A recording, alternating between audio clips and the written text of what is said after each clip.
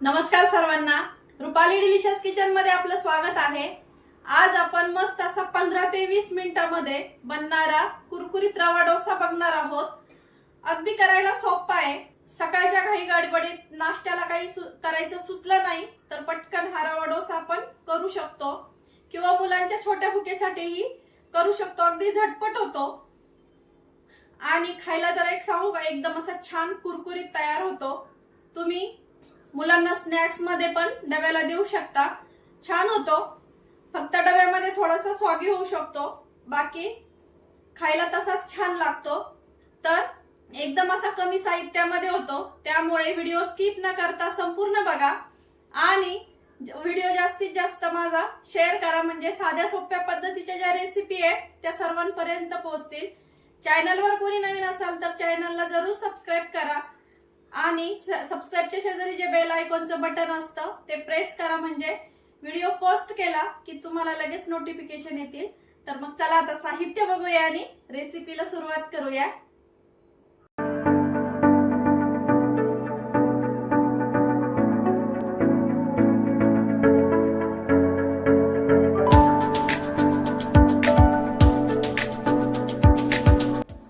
रवा डोसासाठी जे साहित्य लागते ते बघूया।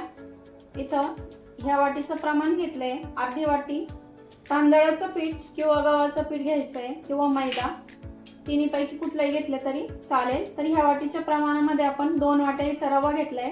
2 वाटी रवासाठी अर्धी वाटी आपल्याला तांदळाचं पीठ, अर्धी वाटी बेसन पीठ, अर्धी वाटी दही, चवीपुरतं मीठ आणि पाव चमचा खायचा सोडा घ्यायचा आहे।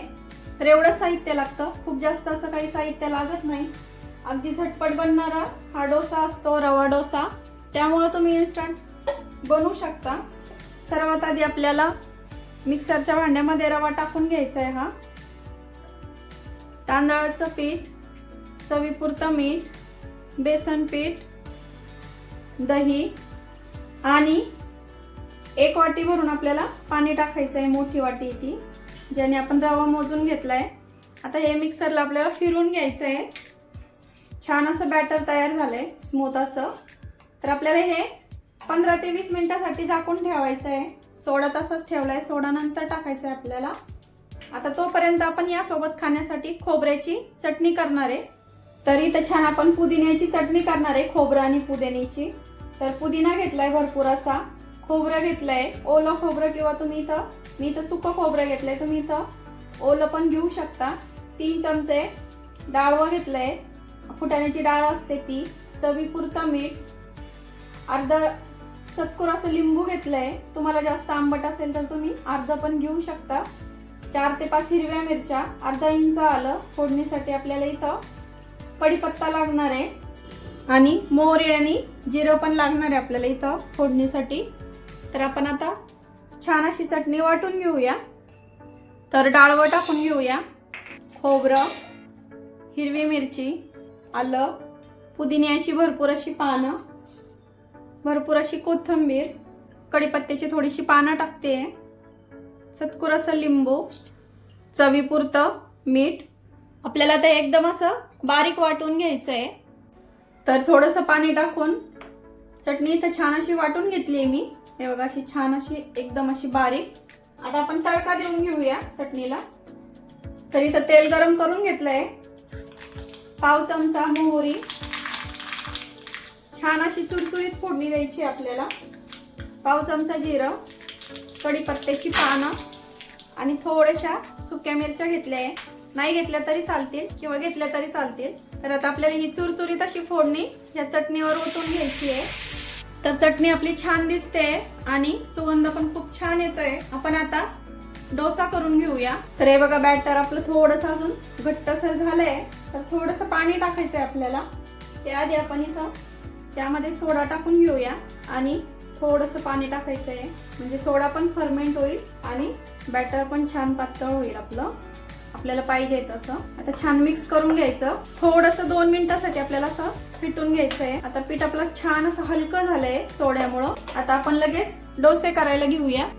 तर आपण पॅन घेतलाय, त्यावर थोडंसं तेल टाकून घेऊया थोडासा गरम झाला की लगेच खूप जास्त असा कडकडीत गरम करायचा नाही आपल्याला। टिश्यू पेपरने आपण पॅनला थोडंसं तेल स्प्रेड करून घेऊया आणि लगेच बॅटर टाकून घेऊ आपण। आणि आता डोसा छान स्प्रेड करून घेऊया। कडा सुकतायत तोपर्यंत आपल्याला तेल किंवा तुम्ही बटर इथं तूप काही वापरू शकता। तर आपल्याला तोपर्यंत वापरायचं नाहीये जोपर्यंत कडा आणि वरची साईड थोडीशी सुकत नाही तोपर्यंत। तर हे बघा वरची साईड छान सुकली आहे। आता कडेकडेने आपल्याला थोडंसं तेल टाकून घ्यायचंय। नेहमीच्या डोशाचं जे बॅटर असतं त्याच पद्धतीमध्ये आपल्याला हे डोशाचं बॅटर तयार करायचं आहे। इथं गॅस मध्यम ठेवायचा, पॅन शिफ्ट करत करत आपल्याला हा डोसा छान भाजून घ्यायचा आहे। एकदम असा छान कुरकुरीत तयार होतो हा डोसा। तर बघू शकता रंग असा छान लाल रंगावरती आलाय खालच्या साईडनी। आपण जिथं पातळ बॅटर पसरल्यात गेले ती साईड अशी छान लाल झाली आहे आणि साईडनी पण आपला डोसा आपोआप असा सुटलाय। तर हे बघा असा एकदम कुरकुरीत आपला डोसा तयार होतो। तर आपण पलटून घेऊया आणि ही साईड पण छान अशी कुरकुरीत करून घेऊया। तर आता डोस्याचं बॅटर टाकून घेऊया तव्यावरती आणि छान असं पातळ स्प्रेड करून घ्यायचंय। डोशाची जोपर्यंत कड सुकत नाही तोपर्यंत आपण तेल टाकायचं नाहीये। तुम्ही इथं बटर पण वापरू शकता। सुकली आहे कड तर आपण इथं तेल टाकून घेऊया। तर हे बघा डोसा आपला छान असा थोडासा तांबूस रंगावर तसा दिसतोय आणि कडा पण त्याच्या आपोआप अशा सुटल्या आहेत। तर बघूया। तर हे बघा किती छान असा जाळीदार आपला डोसा तयार झालेला आहे इथं आणि अगदी असा कुरकुरीत खूप छान दिसतोय। आता काढून घेऊया। तर आता दुसरा पण आपण याच पद्धतीने करून घेऊया। आता आधी सारखंच आपल्याला बॅटर घ्यायचंय, गॅस मध्यम करायचा आणि मध्यम गॅसवरती छान आपल्याला भाजून घ्यायचं आहे। एक्स्ट्राचं पीठ असेल ते काढून घेतलं तरी चालतं। कडा सुकली की तेल टाकून घ्यायचं। डोसा जर मोठा आपण स्प्रेड केला पॅन वरती तर तवा शिफ्ट करत करत आपल्याला सगळीकडनं छान भाजून घ्यायचा आहे डोसा। आपला हा डोसा पण छान असा लाल रंगावरती आलाय। तुम्हाला दोन्ही साईड भाजायची असली तर दोन्ही साईड तुम्ही भाजू शकता। आता काढून घेऊया। छान असा कुरकुरीत तयार झालेला आहे। आता हा आपण एका प्लेट मध्ये आपण काढून घेऊ आणि सर्व करून घेऊया। तर मस्त असे कुरकुरीत डोसे आणि त्यासोबत छान अशी चुरचुरीत आणि खमंग खोबऱ्याची आणि पुदिन्याची चटणी। तर एक नंबर असं छान बेत होतो। एकदम असं सकाळच्या काही गडबडीमध्ये तुम्ही करू शकता। अगदी 15 ते 20 मिनिटात हा डोसा तयार होतो आणि चवीला अप्रतिम लागतो। घाई गडबडीच्या वेळेत तुम्हाला करायला एकदम असा सोयीस्कर पदार्थ आहे हा। तर रेसिपी कशी वाटली कमेंट करून नक्की सांगा आणि व्हिडिओ जास्तीत जास्त असा शेअर करा म्हणजे साध्या सोप्या पद्धतीच्या ज्या रेसिपी आहेत त्या सर्वांपर्यंत पोहोचतील। तर बघितलं ना अगदी असा छान आणि पटकन झटपट बनणारा आहे। अगदी कमी साहित्यात बनणारा आहे। तुम्ही सॉस सोबतही खाऊ शकता, चटणी जरी नाही केली तरी चालेल। तर मग रेसिपी तर आता आवडलीच असेल त्यामुळे लाईक शेअर सबस्क्राईब करायला विसरू नका। कमेंट करून सांगा रेसिपी कशी वाटली।